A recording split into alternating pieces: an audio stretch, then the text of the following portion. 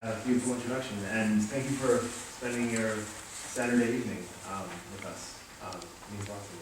And thank you, Maria, for that beautiful story. Andy, who's going to read this part of the first chapter, we found out that we grew up a half block from each other in Washington, D.C. Wow. So a lot of things tonight just felt like they were meant to be. It's going to be from the first chapter, so I don't think there's much in the way of setup that I need to do. But I just wanted to briefly give a small anecdote about storytelling in Chechnya. In 1851, Tolstoy moved to Chechnya to escape some gambling debts that he had accrued in Moscow. And he lived there for 3 years, and that's where he began writing his first novel. And he returned to it 50 years later to write his final novel, Marra. And there is a museum in northern Chechnya, in this town where he lives, and it was the only museum to remain open during his 2 decades of war. The proprietor would sit outside with a shotgun every day to ward off rebels or soldiers or bandits. And so when I was traveling through Chechnya, I wanted to see this museum. I assumed that there must be some relic of Tolstoy, some quill that he used, or maybe some scandalous letters he was sending. And I arrived there, and the proprietor's son took me into the museum and into the rooms, and there's nothing there. There's some curtains on the wall, and that's it. And this man just started telling stories about Tolstoy's life, about how his work had affected his family and given them a sense of hope and a sense of substance in this time where everything was dissolving.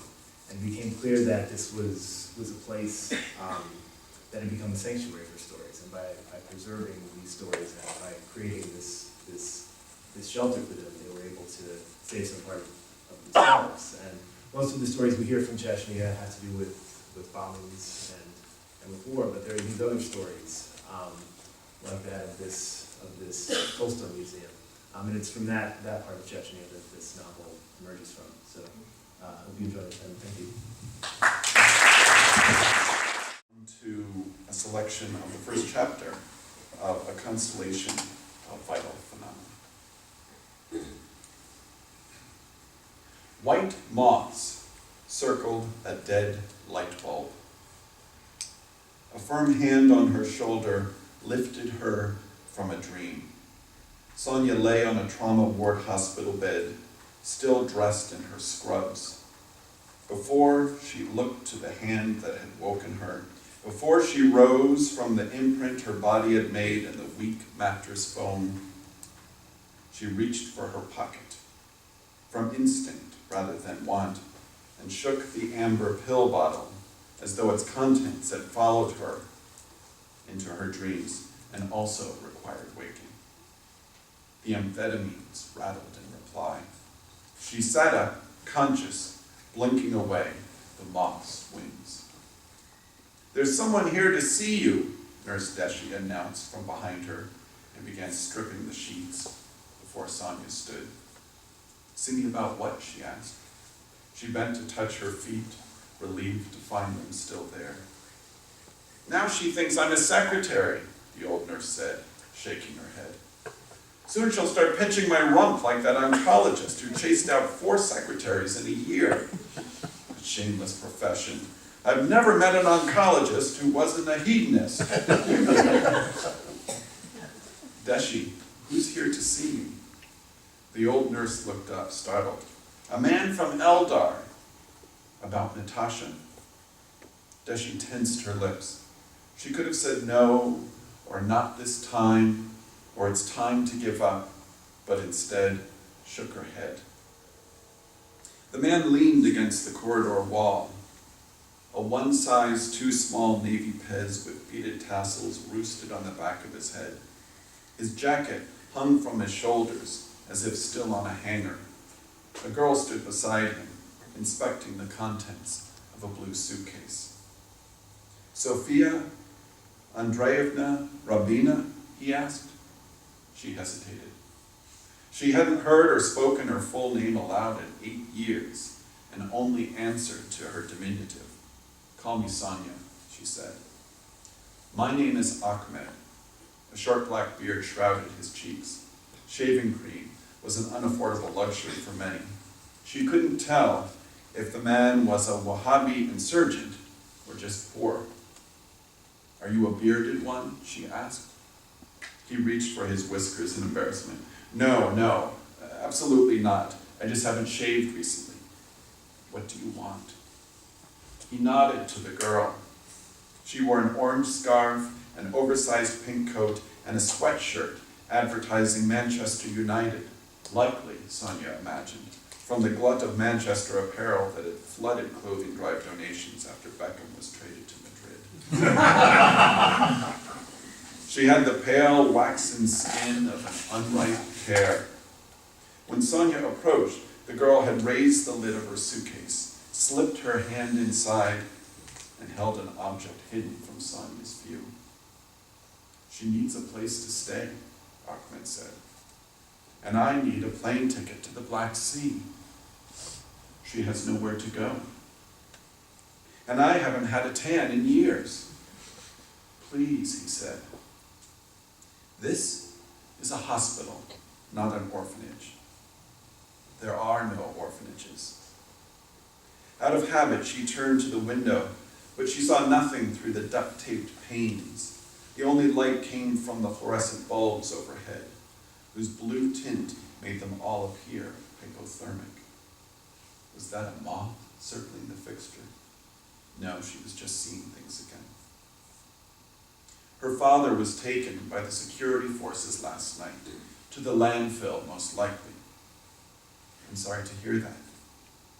He was a good man. He was an arborist in Eldar Forest before the wars.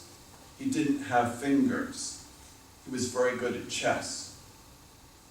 "He is very good at chess," the girl snapped and glared at Ahmed.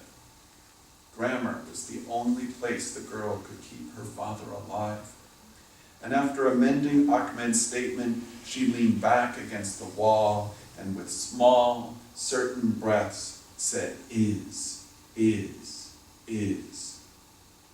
Her father was the face of her morning and night. He was everything, so saturating Hava's world that she could no more describe him than she could the air. Ahmed summoned the arborist with small declarative memories, and Sonia let him go on longer than she otherwise would, because she too had tried to resurrect by recitation, had tried to recreate the thing by drawing its shape in cinders, and hoped that by compiling lists of Natasha's favorite foods and songs and annoying habits, her sister might spontaneously materialize under the pressure of the particularities. "I'm sorry," she repeated. "The feds weren't looking for Doka alone," he said quietly, glancing at the girl. "What would they want with her?" she asked. "What do they want with anyone?" His urgent self-importance was familiar. She'd seen it on the faces of so many husbands and brothers and fathers and sons, and was glad she could see it here on the face of a stranger and not feel moved. "Please let her stay," he said. "She can't." It was the right decision, the responsible one. Caring for the dying overwhelmed her. She couldn't be expected to care for the living as well. The man looked to his feet with a disappointed frown that inexplicably resurrected the memory of B, electrophilic aromatic substitution, the answer to the only question on her university organic chemistry exam she'd gotten wrong. "How many doctors are here?" he asked, apparently deciding to try a different tack. "One." "To run an entire hospital?" She shrugged. What did he expect? Those with advanced degrees, personal savings, and the foresight to flee had done so. "Deshi runs it. I just work here." "I was a GP, not a surgeon or specialist, but I was licensed." He raised his hand to his beard. A crumb fell out. The girl will stay with you, and I will work here until a home is found for her. No one will take her. Then I will keep working here. I graduated medical school in the top 10th of my class. Already this man's habit of converting entreaty to command annoyed her. She had returned from England with her full name 8 years earlier and still received the respect that had so surprised her when she first arrived in London to study medicine. It didn't matter that she was both a woman and an ethnic Russian. As the only surgeon in Volchansk, she was revered, honored, and cherished in war as she never would be in peace. And this peasant doctor, this man so thin she could have pushed against his stomach and felt his spine, he expected her acquiescence. Even more than his tone of voice, she resented the accuracy of his appraisal. As the last of a staff of 500, she was engulfed by the burden of care. She lived on amphetamines and sweetened condensed milk and had regular hallucinations, had difficulty empathizing with her patients, and had seen enough cases of secondary traumatic stress disorder to recognize herself among them. At the end of the hall, through the partially opened waiting room door, she saw the hemline of a black dress, the gray of once white tennis shoes, and a green hijab that, rather than covering the long black hair, held the broken arm of a young woman who was made of bird bones and calcium deficiency, who believed this to be her 22nd broken bone, when in fact it was merely her 21st. The top 10%? Sonia asked with no small amount of skepticism. Ahmed nodded eagerly, 96th percentile to be precise. Then tell me, what would you do with an unresponsive patient? Well, let's see, Ahmed stammered. First, I would have him fill out a questionnaire to get a sense of his medical history, along with any conditions or diseases that might run in his family. You would give an unconscious, unresponsive patient a questionnaire? No, don't be silly, he said, hesitating. I would give the questionnaire to the patient's wife instead. Sonia closed her eyes, hoping that when she opened them, this idiot doctor and his ward would have vanished. No luck. Do you want to know what I would do? She asked. I would check the airway, then check for breathing, then check for a pulse, then stabilize the cervical spine. 9 times out of 10, I'd be concentrating on homeostasis. I'd be cutting off the patient's clothes to inspect the entire body for wounds. Well, yes, Ahmed said. I would do all of that while the patient's wife was filling out the questionnaire.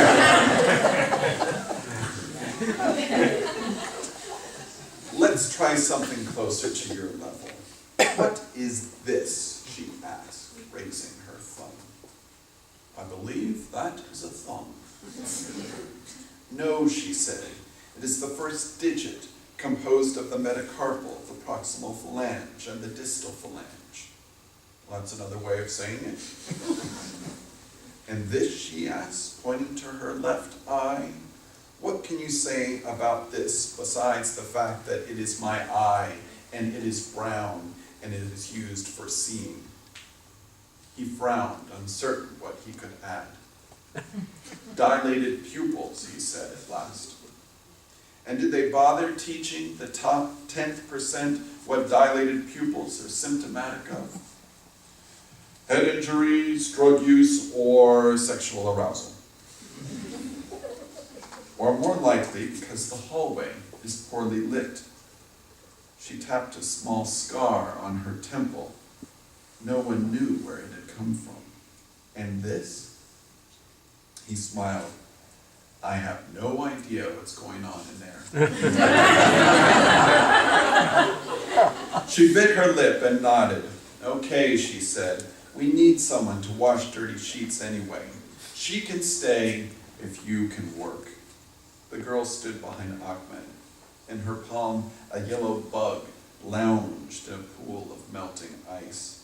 Sonia already regretted her consent. "What's your name?" she asked in Chechen. "Hava," Ahmed said. He gently pushed the girl toward her. The girl leaned against his palm, afraid to venture beyond its reach.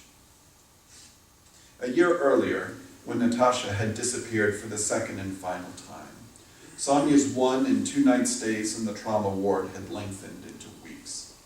After 5 weeks had passed since she last slid the key into the double lock, she had given up on the idea of ever going back. The 12 blocks to her flat might as well have been the Sahara.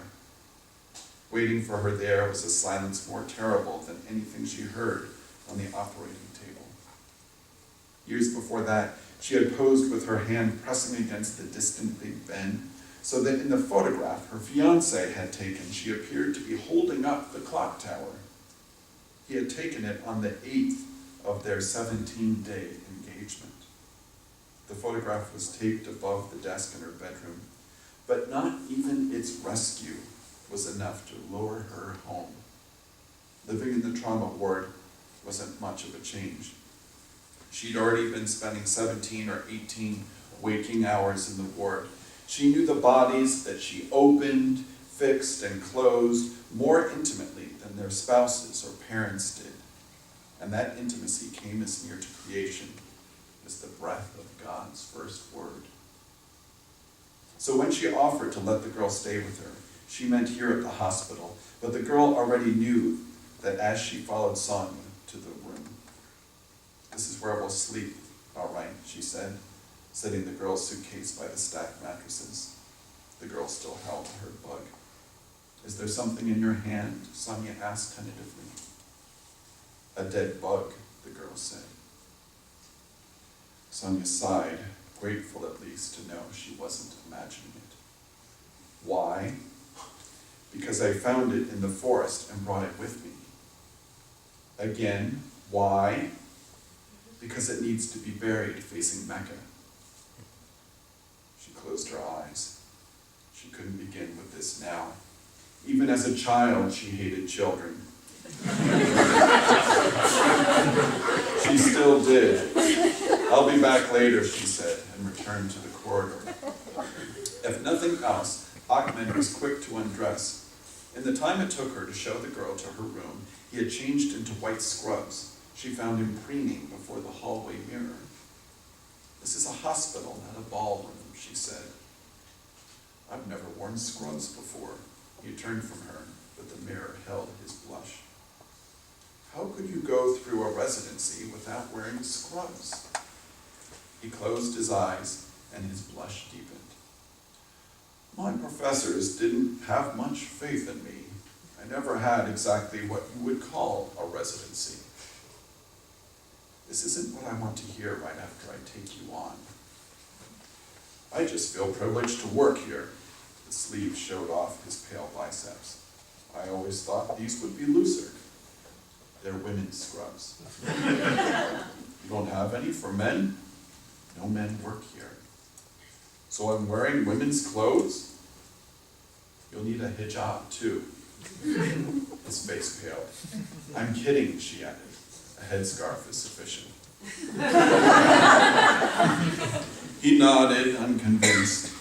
Clearly, she had hired a buffoon, but a buffoon who could wash linens, make beds, and deal with relatives was better than no buffoon at all.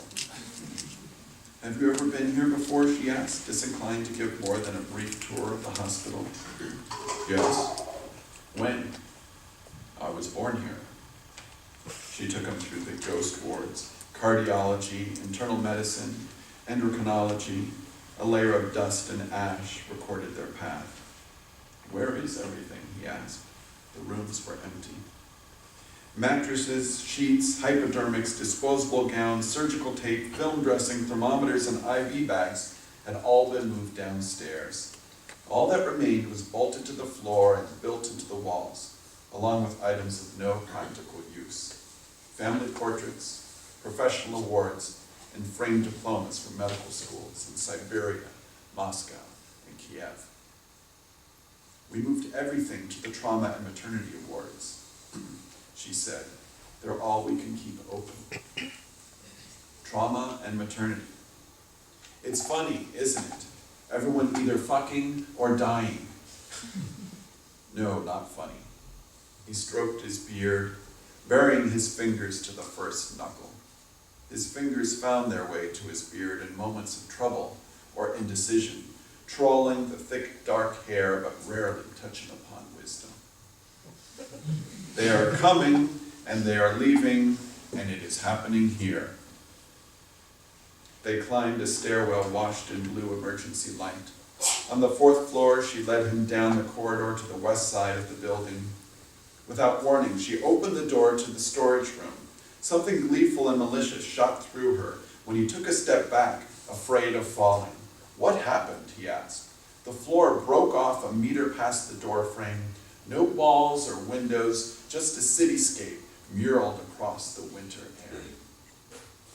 A few years back, we harbored rebels. The feds blew off the wall in reply. Was anyone hurt? Molly, Deshi's sister. Only one person? A benefit of understaffing.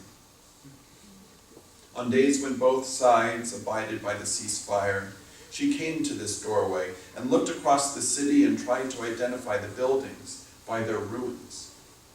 The one that flickered with 10,000 pieces of sunlight had been a sheet glass office building in which 918 souls had labored. Beneath that minaret, a rotund imam had led the pious in prayer. That was a school, a library, a young pioneers clubhouse, a jail, a grocery store.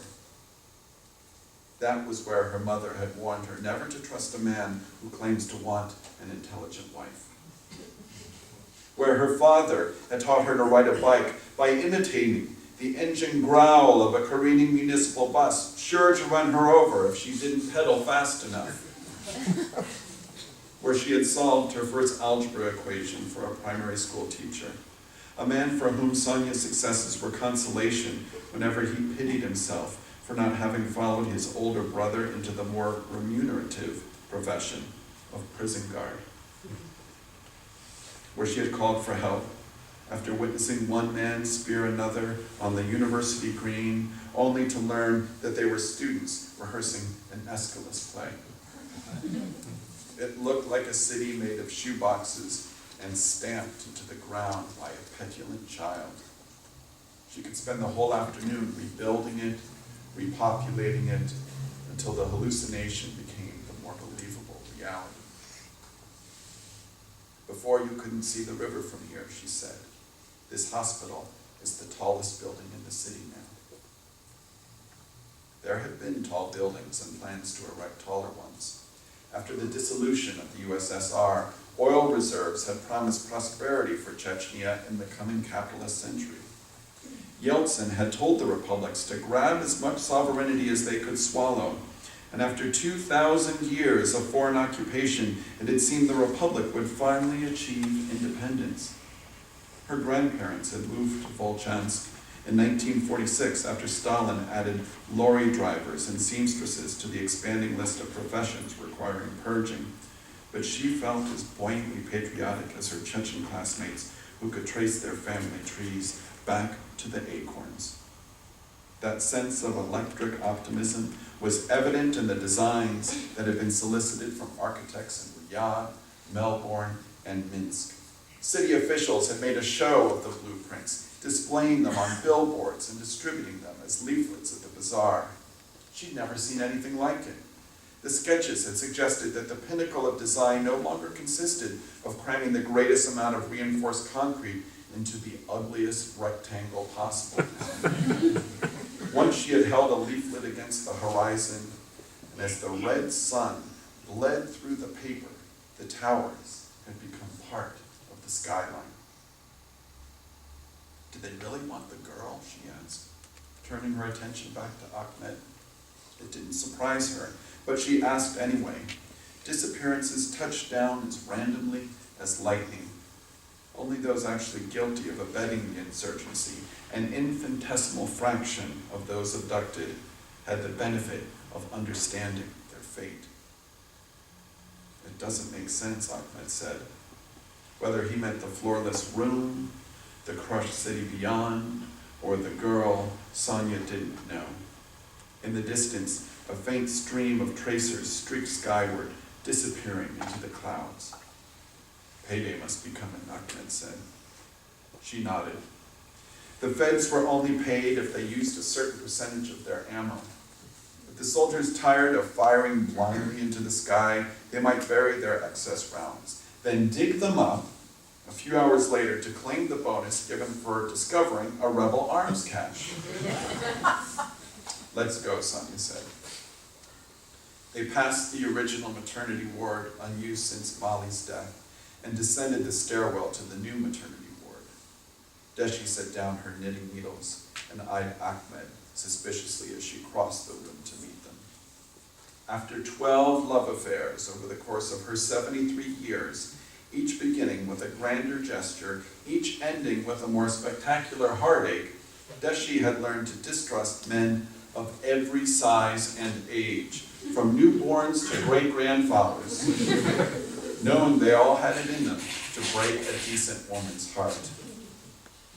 Will he be joining us? She asked. Provisionally, Sonia said.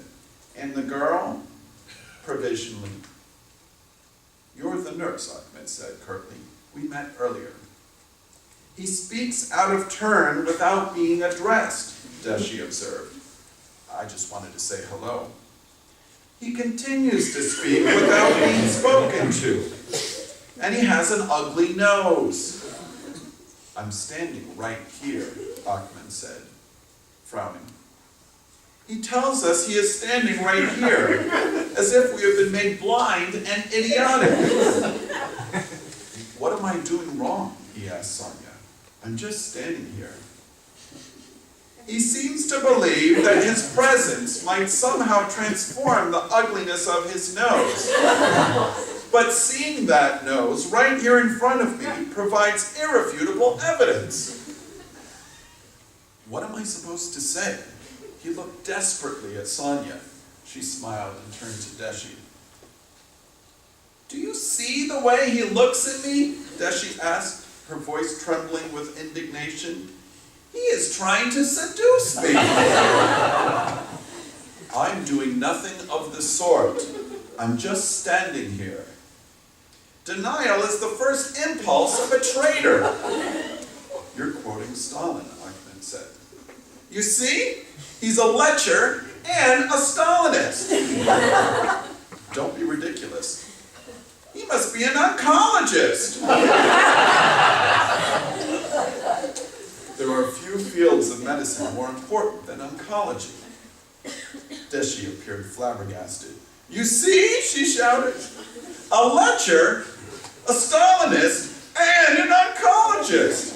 It is too much. It can't be. With respect, I'm 39 and you're old enough to be my mother. I have no desire to have anything but a professional relationship with you. No desire? First he leers, then he insults, mocking an old woman like me. Has he no shame? I'm sorry, okay? I'm sorry. I'm just trying to get along with you. Deshi's lips sharpened into a scowl. Only a weak man apologizes to a woman. His eyes were watery by the time Sonia interrupted the exchange. He looked more shocked than he had when she opened the door to the fourth floor storage room. And through her laughter, she couldn't help feeling guilty for exposing the man to Deshi without warning. Enough, she said. Ahmed, this is Deshi. Deshi, Ahmed. Let's work. It's a pleasure, Deshi said, and returned to the desk beside the incubator. What's wrong with her? Ahmed asked when the nurse was safely out of earshot. And now he thinks there's something wrong with Deshi, Sonia said. A look of horror sank into his face. She assured him she was joking. She once fell in love with an oncologist. It did not work out. A woman with dark, greasy hair lay in the first bed with a child suckling her left breast. She pulled the bedsheet past the child's head when she saw them approach. "It's okay," Sonia said. "He's a doctor too." "He's a man," the woman countered. "This hospital is a madhouse," Ahmed said as he turned away. The woman glared at his back, unamused by the implication that her 3-day-old son was a lunatic, and then edged the bedsheet down her chest to reveal the child's scrunched face fastened to her nipple. "The baby is hungry," Sonia said. "He'll get used to it," the woman said, and closed her eyes. The mother in the next bed slept on her side with her face half swallowed by a pillow. An incubator on a metal cart sat beside her. Inside, the infant was underweight and overheated, more like a crushed bird than a human. "Poor nutrition in utero?" Ahmed asked. "No nutrition in utero. Since the Second War began, we've only had a handful of mothers healthy enough to give birth to healthy children. And I imagine their fathers aren't civilians. It's not our policy to ask those questions." She walked to the door. In the corridor, she stopped at a darkened light bulb. "Do you see any moths there?" "What?" "Nothing," she said. In 5 weeks, she would find a moth flapping in the canteen and wouldn't believe it real until its wings crumpled under her palm.